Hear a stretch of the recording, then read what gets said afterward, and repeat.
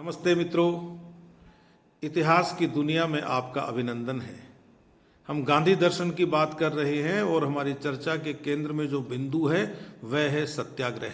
सत्याग्रह के सिलसिले में अब तक हम 4 बार मिल चुके हैं और आज अपनी यह 5वीं मुलाकात हो रही है। पिछले अंकों में हमने यह जाना कि गांधी जी की नज़र में सत्य क्या है, क्योंकि यह जाने बिना कि गांधी जी सत्य किसे कहते हैं हम उनके सत्याग्रह की अवधारणा को नहीं समझ सकते।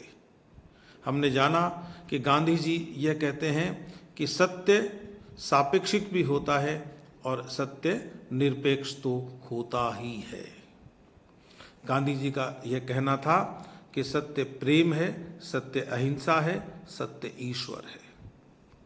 गांधी जी हमेशा कहते हैं कि मैंने समाज के सामने एक आदर्श रखा है, इस आदर्श पर चलने की कोशिश सभी को करनी चाहिए, उसमें सफलता जितनी मिले उतनी ठीक। स्वयं के संदर्भ में भी वे कहते थे कि हो सकता है कि मेरे निर्णयों को बहुत सारे लोग मेरे दर्शन के साथ मिलाकर देखें और उनको यह लग सकता है कि मैंने जो कहा उसके अनुसार मैं कर नहीं पाया।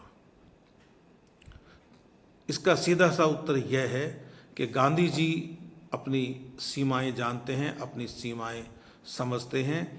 उनका यह साफ कहना था कि एक व्यक्ति के रूप में भूल किसी से भी हो सकती है। इसीलिए गांधी जी के अनेक राजनीतिक निर्णयों से असहमत होते हुए भी मैं गांधी जी के जीवन के दार्शनिक पक्ष का सम्मान करता हूं।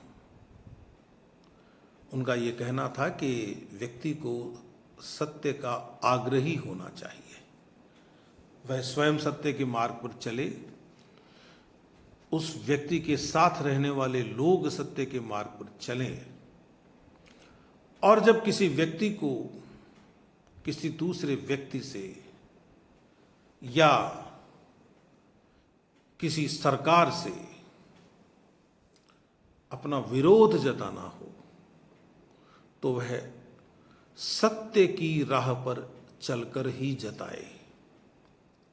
गांधी जी घृणा को तरजीह नहीं देते, गांधी जी असत्य को तरजीह नहीं देते, गांधी जी हिंसा को तरजीह नहीं देते।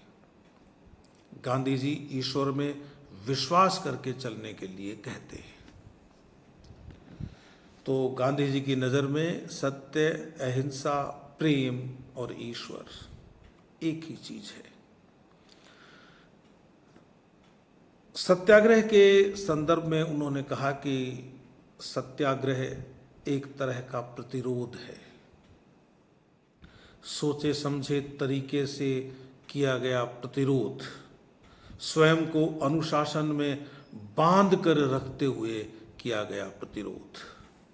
यह प्रतिरोध 2 तरह का हो सकता है, निष्क्रिय प्रतिरोध और सक्रिय प्रतिरोध। सक्रिय प्रतिरोध को हम सविनय अवज्ञा भी कह देते हैं। अब यह निष्क्रिय प्रतिरोध क्या है? सीधा सा अर्थ है कि आप यदि मुझ पर जुल्म ढाएंगे तो मैं उन्हें सहन करूंगा। उनका कहना था कि यह जो निष्क्रिय प्रतिरोध है, जिसमें व्यक्ति अपनी आत्म पीड़ा को महत्व देता है,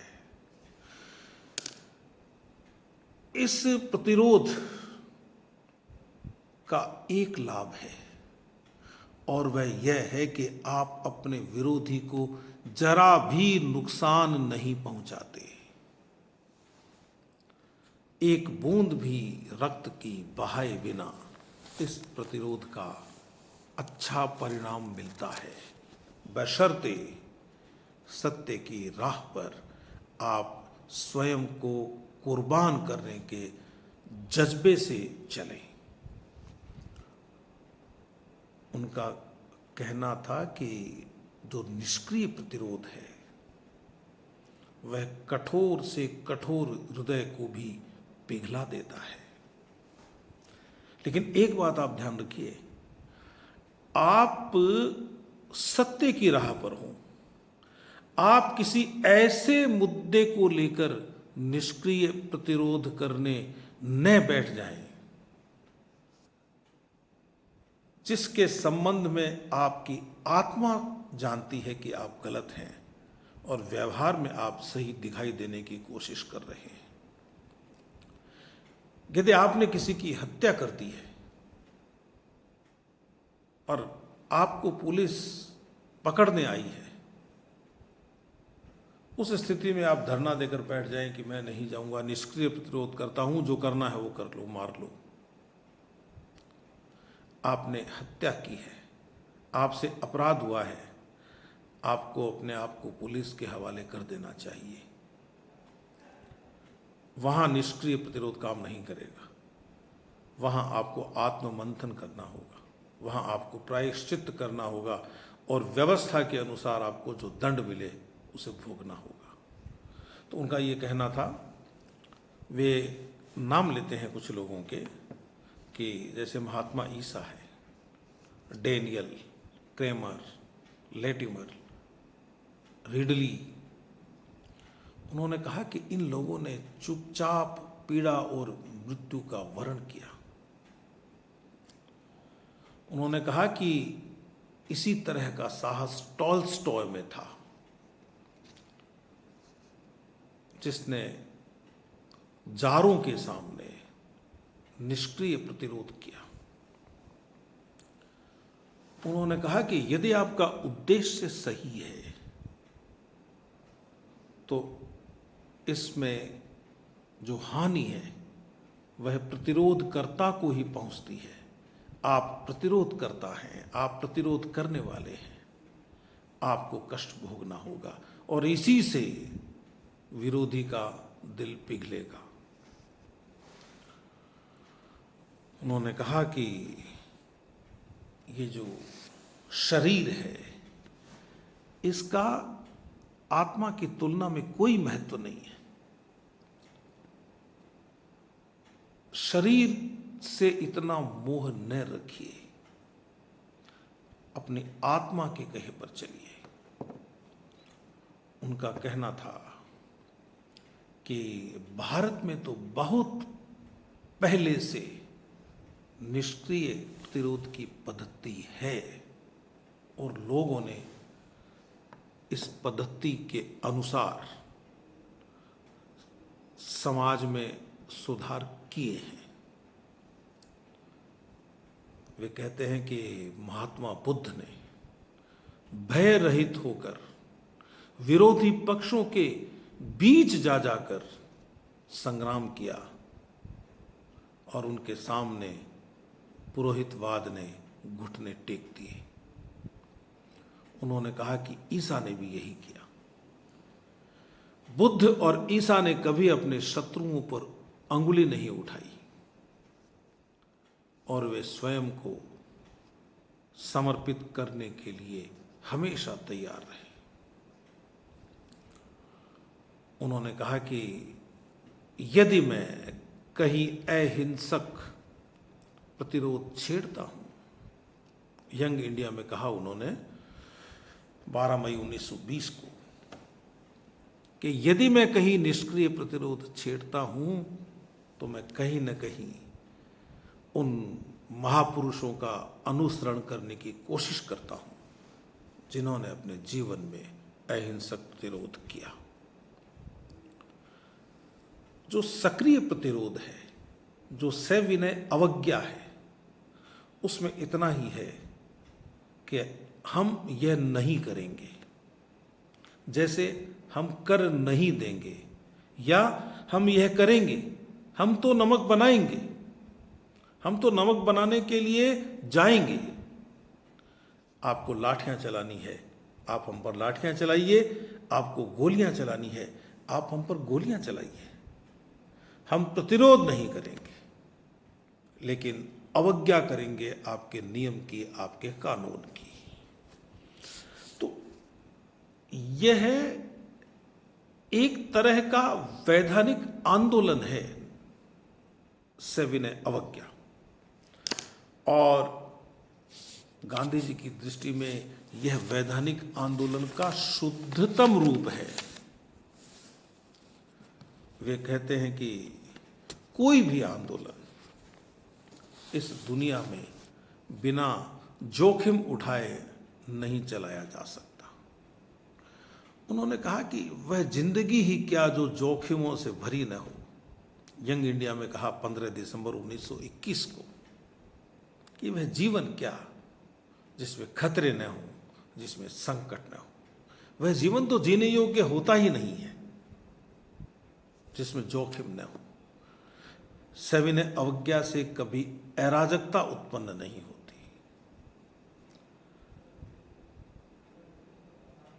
यह जो अराजकता है वह तो आपराधिक अवज्ञा से उत्पन्न होती है। आप गोली चलाओगे, हम भी गोली चलाएंगे, तो वह आपराधिक अवज्ञा हो गई और इसमें अराजकता उत्पन्न होगी। क्यों कि जब भी आपराधिक अवज्ञा होगी, वह किसी भी शासन के खिलाफ होगी, तो वह उसको कुचलेगा जरूर, क्योंकि नहीं कुचलेगा तो वह खुद नष्ट हो जाएगा।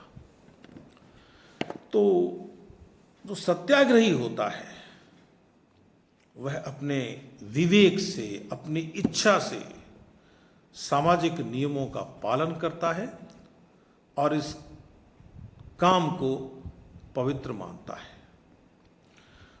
वह यह निर्णय करने में सक्षम होता है, यदि वह अपनी आत्मा से शासित हो रहा है, तो कि इस समाज के कौन से नियम अच्छे हैं और कौन से नियम बुरे हैं। सुनिश्चित परिस्थितियों में किन्हीं नियमों की सविनय अवज्ञा करने का अधिकार हर व्यक्ति को है। सुनिश्चित परिस्थिति में यह ध्यान रखने की जरूरत है। सुनिश्चित परिस्थिति का मतलब है कि हम हिंसा नहीं करेंगे, हम विरोधी से प्रेम भाव रखेंगे, हम झूठ नहीं बोलेंगे। यदि आप यह करके चलते हो, स्वयं से यह वादा करके चलते हो, तो आप अहिंसा के रास्ते समाज में सुधार कर सकते हो। उनका यह कहना था कि यदि कोई व्यक्ति सविनय प्रतिरोध करता है, सविनय अवज्ञा करता है और उसके साथ लोग हैं, तो उसे इस बात की जमानत देनी होगी कि हिंसा नहीं होगी। अपने अनुयायियों पर उसका इतना नियंत्रण होना चाहिए कि वह उन्हें हिंसा न करने दे, क्योंकि हिंसा के वातावरण में सविनय अवज्ञा आगे नहीं बढ़ सकती। अब यह कहा जा सकता है कि भीड़ का कोई क्या करे। लोग आपसे यह वादा करके आए थे कि हिंसा नहीं करेंगे गांधी जी, और उन्होंने हिंसा कर दी, तो इसका तरीका यह है कि आप आंदोलन को वहीं रोक दीजिए, जैसा गांधी जी ने किया था, और दूसरे रास्ते अपनाइए। व्यक्तिगत सत्याग्रह कीजिए, भीड़ के बिना सत्याग्रह कीजिए। उन्होंने कहा कि भाई, आपके जो भीतर प्रेरणा है, आप अपनी अंतः प्रेरणा से ही तो सत्य के लिए आग्रह कर रहे हैं दूसरों से। तो जो व्यक्ति अपनी प्रेरणा से चलता है, सच्ची प्रेरणा से चलता है, उसके लिए तो रास्ता ही एक सत्याग्रह का बचता है, क्योंकि मनुष्य का मूल स्वभाव हिंसा है ही नहीं, वह तो पशु का स्वभाव है। उन्होंने कहा कि ऐसा हो सकता है जब सत्याग्रही अपने आप को लाचार अनुभव करे, उसके सामने कोई रास्ता न हो कि अब मैं क्या करूं। जब वह टूटने लगे, टूटने की स्थिति में आ जाए और उसे लगे कि चारों तरफ अंधेरा ही अंधेरा है, मैं तो यह सत्याग्रह करके फंस गया, उस स्थिति में आपकी मदद ईश्वर करता है। ईश्वर पर भरोसा रखिए। एक और भी बात कही गांधी जी ने कि आप निष्क्रिय प्रतिरोध करें या सक्रिय प्रतिरोध करें, इस राह पर कहीं भी आपको यह लगे कि आप गलती पर हैं तो आपको हट करके आगे नहीं बढ़ना चाहिए। अपनी गलती मानते हुए और आपको अपनी गतिविधियों को विराम दे देना चाहिए। उनका कहना था कि हो सकता है कोई चीज आपको सही लगे और दूसरे को गलत लगे, और आपको यह लगे कि निश्चित रूप से आप सही हैं, तो फिर आपको धैर्य रखना होगा। और धैर्य का मतलब होता है खुद को दुख देना, खुद को कष्ट देना। आपको यह आना चाहिए। सत्याग्रह के सिद्धांत का अर्थ ही यह है कि आप स्वयं दुखी हो जाएं, दूसरे को दुखी न करें, उसका मन बदलने दें। गांधी जी ने कहा कि ये जो सत्य और अहिंसा के योग से आंदोलन खड़े किए जाते हैं, प्रेम के आधार पर जो आंदोलन खड़े किए जाते हैं, आप इन आंदोलनों के आधार पर सारी दुनिया को अपने सामने झुका सकते हो।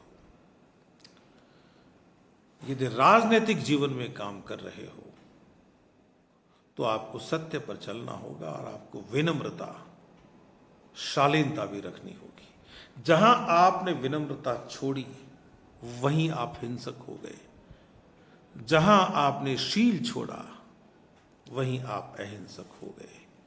क्योंकि जीवन में यदि प्रतिष्ठा है तो अहिंसा की है। उनका ये कहना था कि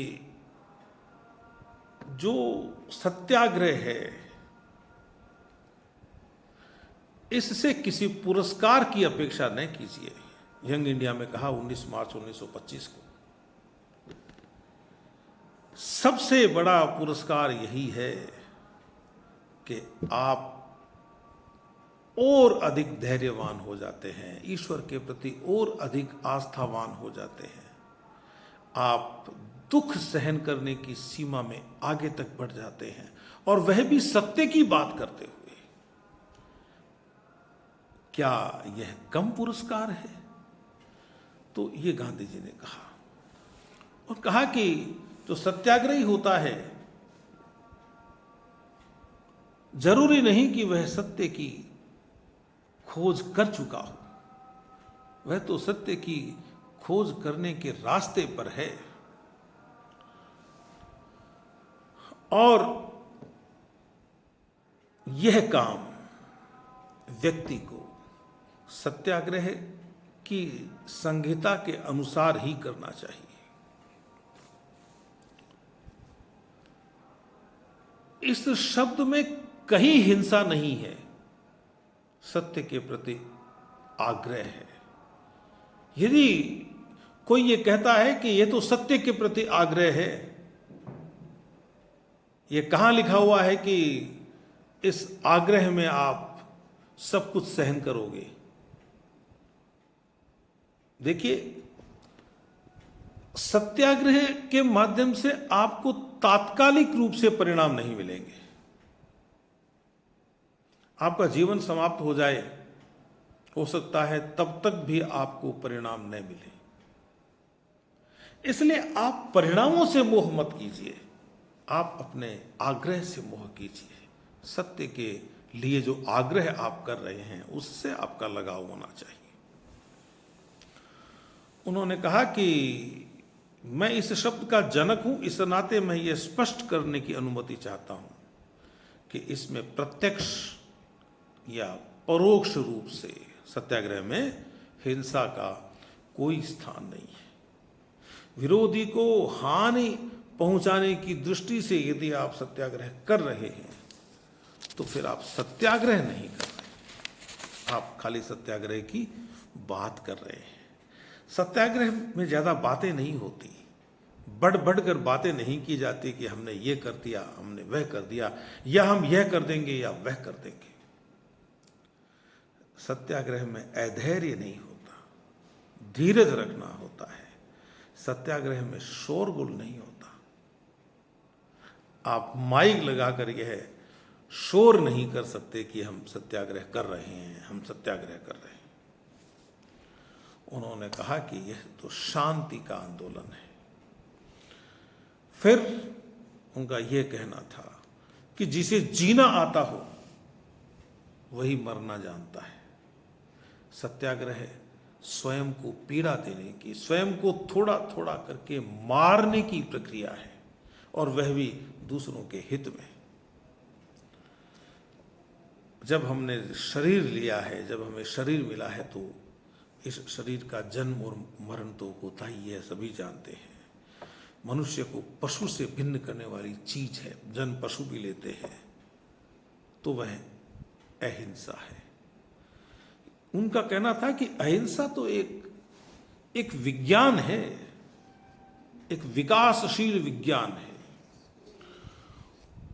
उन्होंने कहा कि मैं जानता हूं कि जब मैं सत्याग्रह को विज्ञान कहूंगा तो हो सकता है लोग उन्हें पागल कहें, मूर्ख कहें,